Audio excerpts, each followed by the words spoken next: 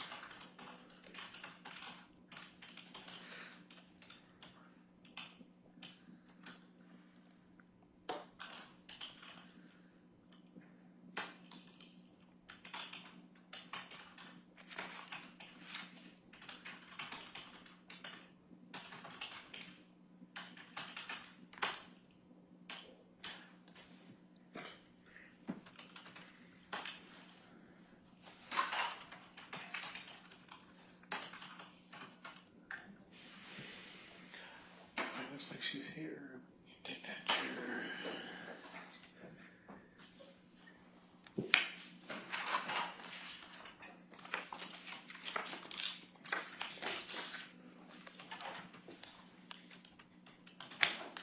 Hi, Miss Poole. Good morning, how are you? Good. Come on up here. Good morning. Good thing set up for you.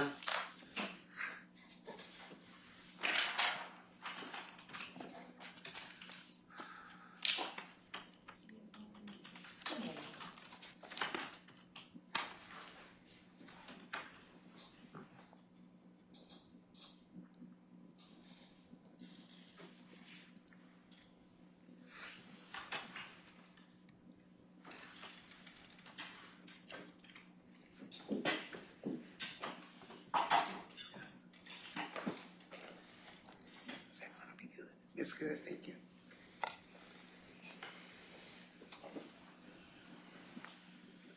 Thank you, sir. All right, Miss Poole, you all set up there? Set up, thank you, Judge. All right, you need some water? I think I need some later on that right now. Okay. All right, Miss Poole, because it's a new day, we're going to put you under oath. You can remain seated, but just take direction from my clerk, okay? Thank you. Please raise your right hand. Under the penalty of perjury, do you solemnly swear or affirm that the testimony you're about to give in this case shall be the truth, the whole truth, and nothing but the truth? I do. Thank you. Please say and spell your first and last name. My first name is Vera, that's V-R-A. My last name is Poole, P-O-O-L. All right, Ms. Wilkes, go ahead. Your Honor, I would like to request that Commander Vera Poole be an expert witness. And be an expert on what topic? The topic of conservatorship and her experience. Okay. Mr. Lee, do you have any objection to that? No, I don't. All right, Ms. Salisbury? Yeah, we object to that. There's been no foundation laid as to why she be considered an expert witness in guardianships and conservatorships. Okay, Mr. Rudolph? I concur, Your Honor. I don't believe there's been any testimony about her knowledge of conservatorships. So I'd object on foundation grounds.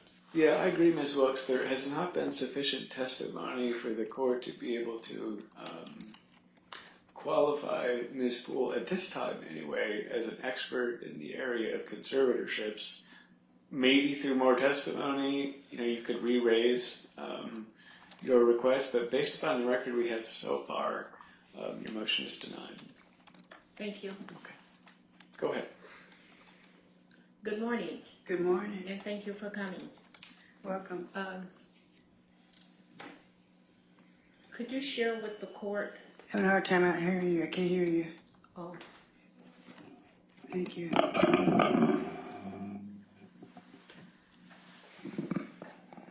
are you aware of why we're here today? I think I am aware of why I'm here today. Yes, I am. Could you share with us why we're here today? I believe we're here for multiple reasons, for conservatorship and also for your lien that you had on your property, and as a character witness for you. It's based on my knowledge. Okay. Based on your experience in the position that you're in, could you share with the court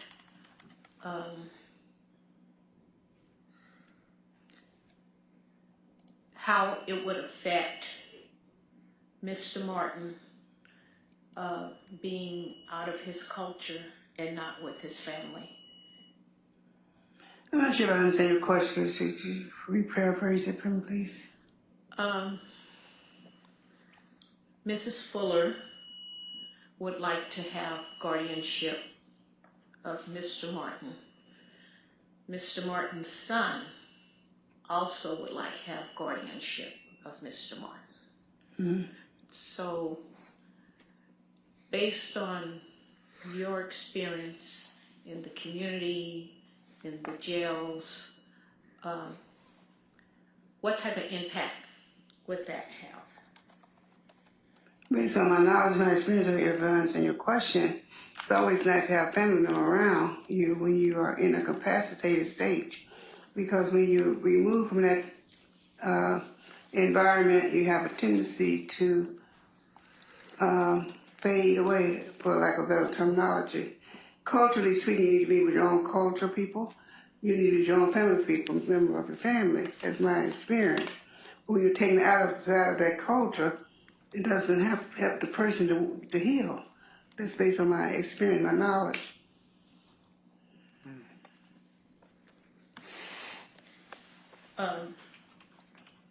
So would you say that they would have a better quality of life?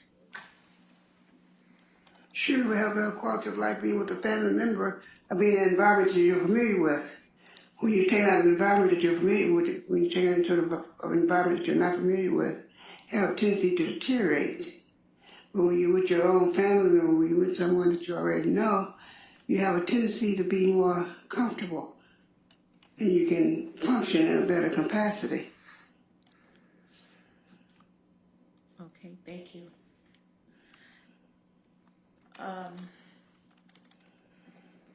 In your experience, or the times you've been around with Mr. Martin, could you elaborate on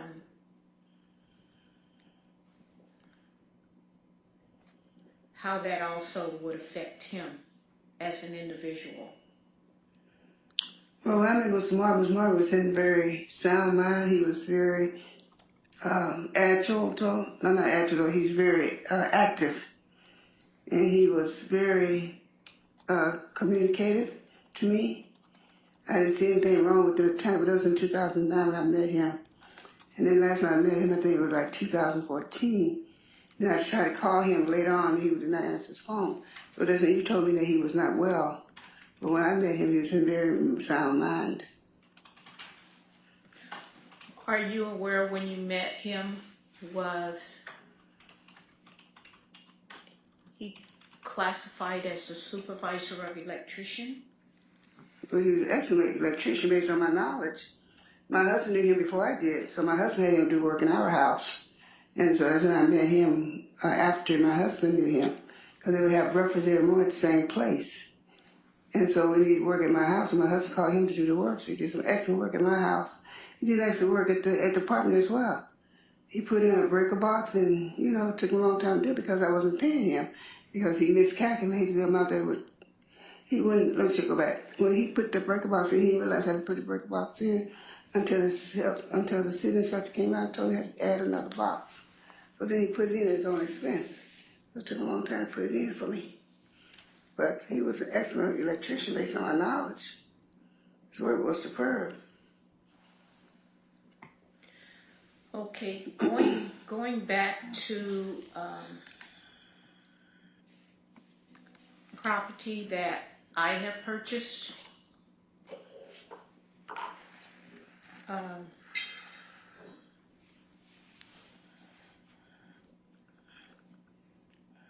And I worked this out. Oh, thank you. Appreciate you. Sorry.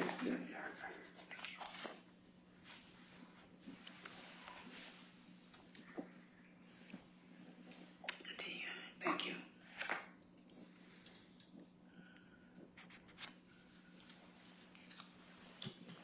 There's a motion on the floor later for lists pending that have been placed on all my properties. Over the period of time that you have known me, have you known me to have partnerships in the purchase of my real estate? No, Ms. Lucas, I know you've been an independent investor. You never had anyone to join you. Not even me. You didn't have you request me to join you either. You've always been an independent investor. Based on my knowledge of you, you never had partnership.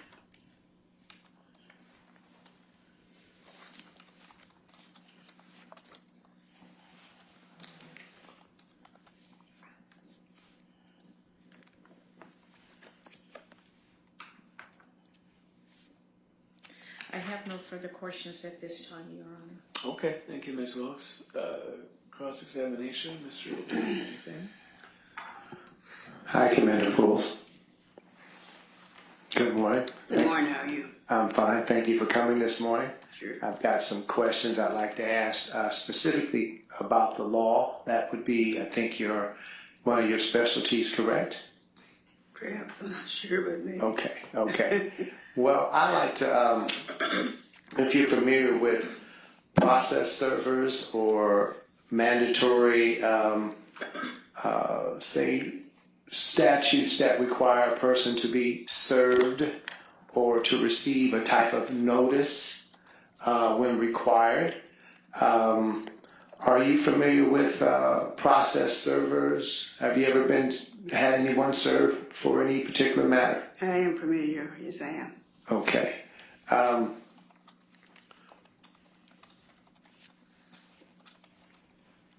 My father's in a unique position.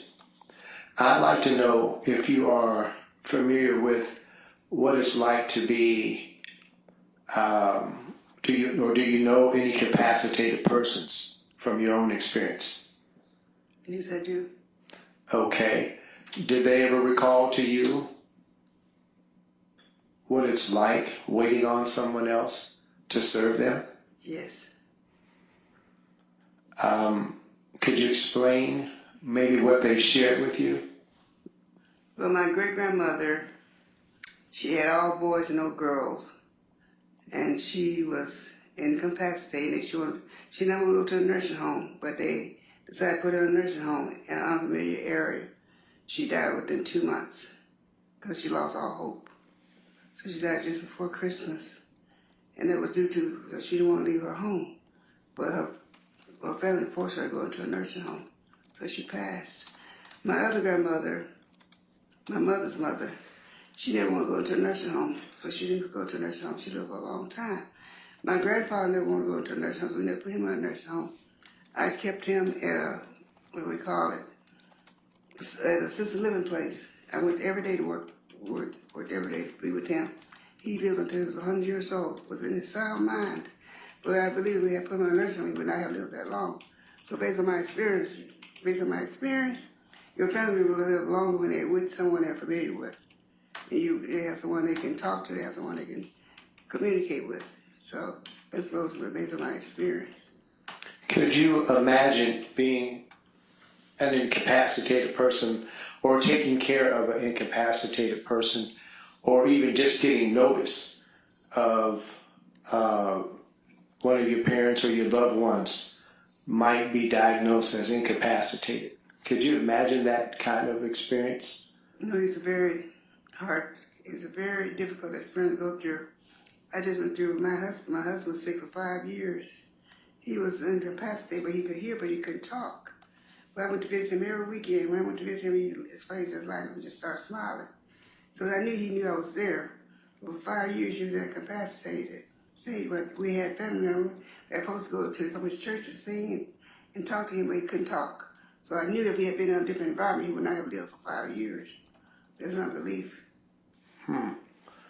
Now, using your husband as an example, if he had a guardian or a conservator or someone petition the court to be your husband's or your grandmother's guardian, are you aware that there are certain rules of notification that they should be giving you as one of the family members, adult family members, or if it's your grandmother, maybe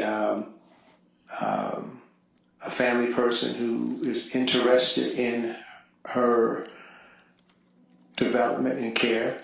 Right, exactly. Well, my husband and my grandpa, they both had the, what they call it, can't think what it is now, they had in writing who's going to take care of them. So they had me as the person that's going to take care of them. So that was acknowledged and honored by the medical folks. We didn't have to go to court to do that because it was already in writing that I was going to be to take the caregiver. So I felt good about that one. Okay. Have you ever heard of a durable power of attorney? Yes, I have. What about one that only became active when the incapacitated person became incapacitated? I'm not familiar with that. I remember the irrevocable durable power of attorney.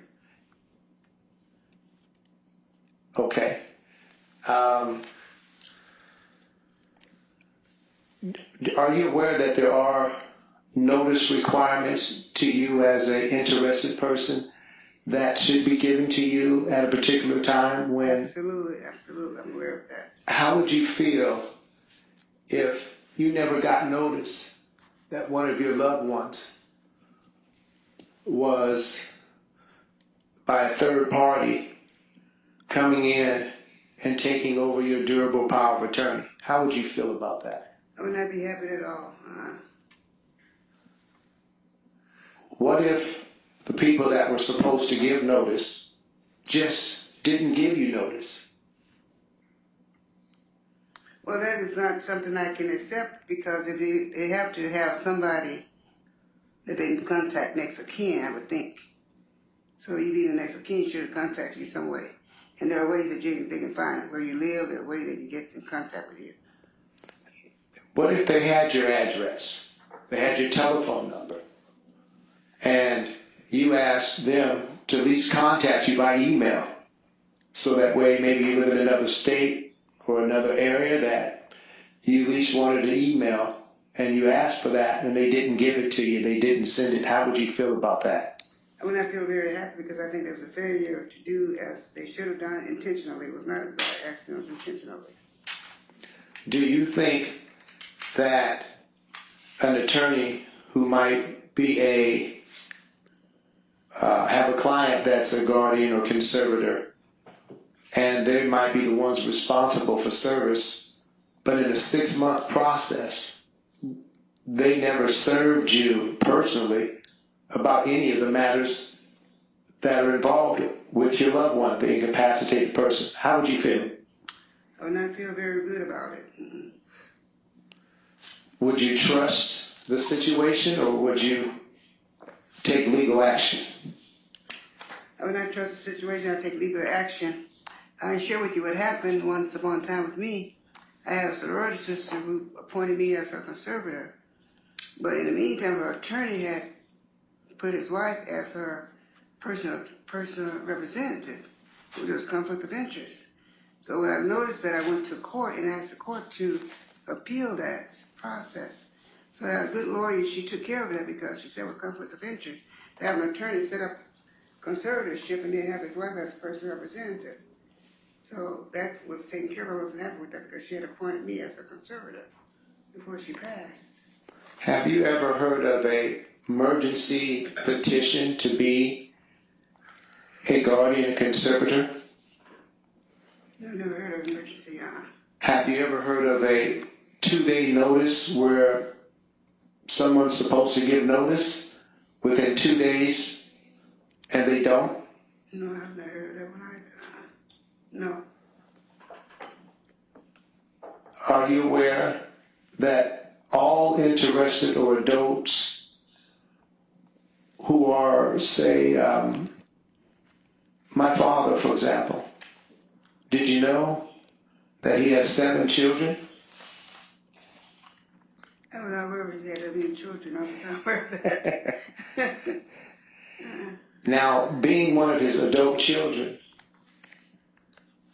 don't you think that they should have been given notice of the emergency petition?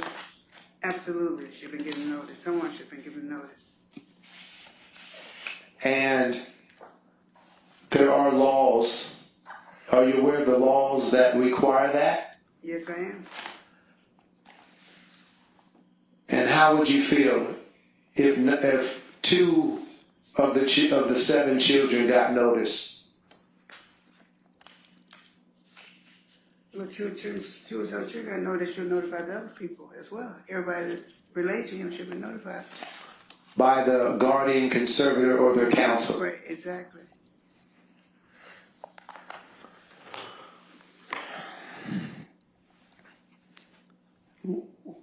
You met my father before. Yes, I have. Do you remember my mother, Patsy Willis? She used to be a deputy at the county jail back in 2010. What was her name? Patsy Ann Willis. I remember Patsy. Yes, I remember her. Did you know that that's my mother? I know her mother. She worked for me. Yes. Yes. She spoke highly of you too. Thank you. Yes. My mother was incapacitated for a moment. She was fortunate. Do you remember her ever taking leave from work? I do. Okay. You remember her in a wheelchair? I do. She was at Irvington. She was at Irvington care facility last time I saw her. The one on Martin Luther King there? Uh-huh. Yes. Same one my grandfather was at. Okay. Okay. Well, my father's incapacitated. When's the last time have you seen him? Your father? Yes, my father, Gregory Martin, who I is... saw him probably like 2014 was probably last time I saw him. Okay. Okay. Did you know that my father's brother, Uncle Nathan, Nathaniel Martin? No, Nathaniel Martin, I don't think I do. Did you know that in 1993, my father, his brothers, my grandma, in June had a Father's Day event and everyone showed up? Did you hear about that event? No, I did not. Okay. Do you know Delcina Garland, my father's mother? No, Okay. I may have known him by name, but not by name. It's possible. No, if I had seen him, but probably not by name. Okay. Yes. Okay. Did you know that are you aware of my father's properties, any of them? Well, when he signed a contract with me to do some work for me, he told me about some kind of duplex or multiplex he had in Northeast Portland. Told me about that. I'm not sure how many units they had, but he told me it was not ready for someone to rent. So he had to get it fixed up. That's the only one I'm talking about. Sounds like Northeast 23rd, maybe? Okay. Yes. Well, I think you've answered my questions today. I have no more questions. Thank you. I thank you, Mr. Willie, Ms. Ellsberg. Thank you, Your Honor. Thanks for coming in today, Ms. Poole. Appreciate your time. Thank you. There were some questions regarding family members being able to be around Mr. Martin. Are you aware of any restrictions about anybody visiting Mr. Martin? No, Do you know if any of the family members have been able to visit Mr. Martin? I know his family. I never knew his family. Okay. And have you visited Mr. Martin? No, I don't visit him when he did my work in my place. Which was 2009? 2009, yes. So it's been 15 so years? 15 years ago. Okay. And that's the last interaction you had with Mr. No, Martin? I met him around 2014. Okay. When he was working on the property, he was putting that burger box in my house. Okay, so about 10 years ago. Yeah, yes. Okay.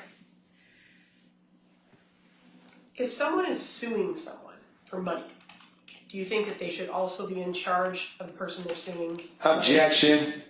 Overruled. You can answer, Mr. Would you repeat your question, please? Certainly. If someone is suing another person for money, do you think that person that is doing the suing should also be in charge of the money? Well, it depends on the relationship. If I sue somebody about mine, if I have a family member, I sue them and I'm involved in it, I don't have a problem with that. But an outside person, I do have a problem with that. So if someone was suing you, would you also want them to be in charge of, to be your guardian or your conservator or your power of attorney and have to defend against their own lawsuit? And Well, no, I don't think that's accurate. I don't think I would want to do that, but it's possible. do you think that'd be a conflict of interest? Perhaps. Okay. Did you know that Adult Protective Services founded an abuse claim for financial elder abuse against Selena Wilkes with regard to Mr. Martin? I was not aware of that one. Okay. How does Miss Wilkes get all the money to buy all of her property? Objection. Okay. Objection. Overruled. You can answer, Mr. An answer. I have a clue where she got the money from. But you've known her since 1979, correct? No, it's 1977. Sorry, 1977. Mhm. And you have no idea how she obtains money to buy properties. No, I do not know that. We never talked about that. What kind of employment did she have? She was a nurse at being at the hospital. At the hospital, she was a nurse. And she became sick. Okay. Do you know about what time she stopped working at the hospital? I don't have a clue when she started working at the hospital. I met Selena at church. We was at a church, same church. She was working at that time, so I'm not sure when she stopped working. I have no clue when she started working. I know when I needed her to help me do something, she was always there. Okay. How well do you know her? I know her very well. We don't talk about our financial situation at all. That's fair. Do you know about her family? I know her family. I know her children. Do you know of any of her uncles? No? Okay. There were lots of questions asked about service requirements. Do you personally know about the service requirements under Oregon Revised Statute Chapter 125? I'm not familiar with the chapter, but because I work for Monroe County Sheriff's Office, I know about services. You have to serve people. But you don't know the exact requirements of when or how or... No, I do not know the exact requirement. Okay. May I say something, please? I need to go to the restroom. Can I go to the restroom? Oh, that's for... Can I go to the restroom? Of course. So we will go ahead and take our morning break. We'll take 15 minutes. We'll go off the record. Thank you. Ms. Appreciate Poole, is it Mr. Harris? Is he outside helping you? Okay, if we could have him come in, we'll have